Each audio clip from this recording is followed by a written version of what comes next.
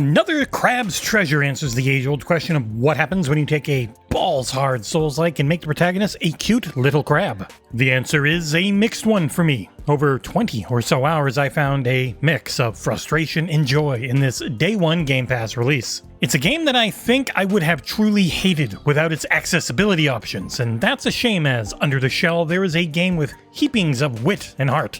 Let's get into it in the XboxEra review of Another Crab's Treasure.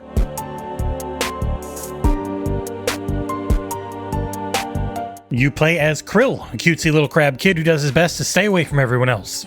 Life comes at you hard no matter what though, and one day a shark puppet shows up demanding you pay your taxes to the Duchess.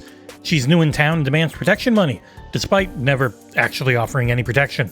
Your ugly, useless shell is taken, and Krill is devastated. He follows the shark to the Duchess's cardboard castle, and the adventure begins. The game's story ends up focusing actually on a treasure hunt, where you and the citizens of the local coral reef city race a big bad to find a prize. Writing's really good, mixing humor into every line without it ever feeling old. What does, though, is the amount of text in some conversations, with the back and forth having upwards of 50 plus lines to read at times. There is also occasional voice acting in the game, and mostly for major cutscenes. When it pops up, it's good, though it can be a little jarring as it could be an hour or two in between voice lines.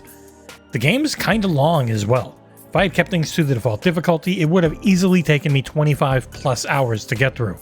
I did not though, as the base difficulty in Another Crab's Treasure is infuriating.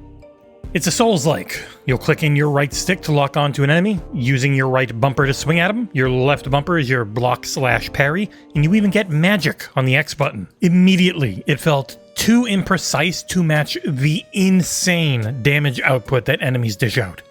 Even after being over halfway through the game and at a decently high level, I could still die in a single 2-hit combo from most mobs.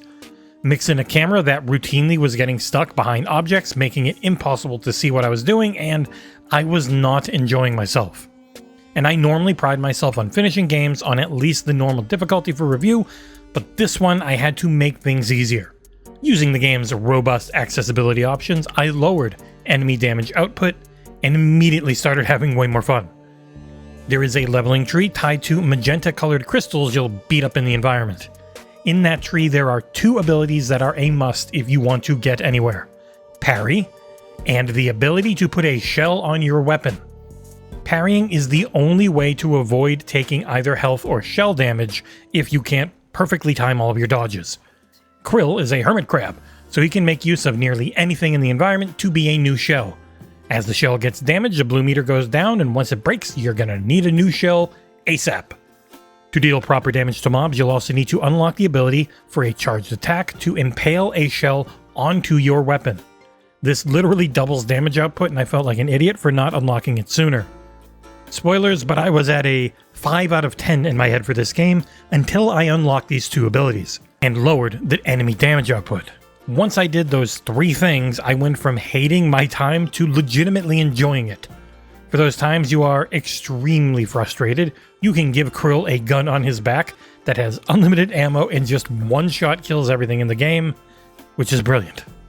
Though the camera issues were annoying early, they did lessen greatly as I got into the latter levels. In the early ones, especially in the Duchess's cardboard castle, it would get stuck behind the cardboard walls and cramped spaces constantly. Most of the later levels are larger arenas, and things worked fine. Your beat button is a very powerful dodge, full of delicious invincibility frames, and the A button jumps. There's a decent amount of platforming in the game, and it's passable, but I would also recommend turning on the don't lose health if you fall into a pit accessibility option as well, to keep frustration down. Finally, Krill uses heart kelps as his flask equivalent, and you'll press up on the D-pad to heal. Xbox code was not available to me by the time I was doing this review, so I did my playthrough entirely on PC.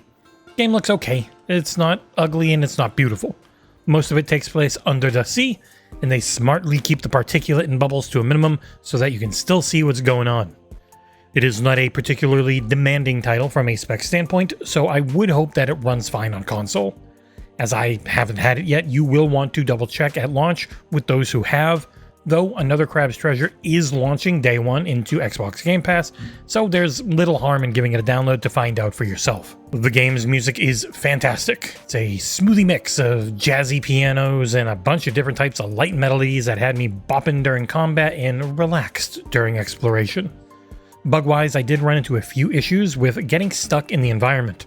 The game has a built-in solution where it'll just kind of plop you straight up if you can't move for a few seconds, but didn't always work quickly, because at one point I was stuck in between two rocks for a good 3 minutes before I finally glitched through them and was free. Wrapping things up, Another Crab's Treasure is a balls-hard Souls-like that was one of the most frustrating experiences of my reviewing career until I gave in and used its game-saving accessibility options. Once the difficulty was better balanced, the game's humor and heart were able to shine through.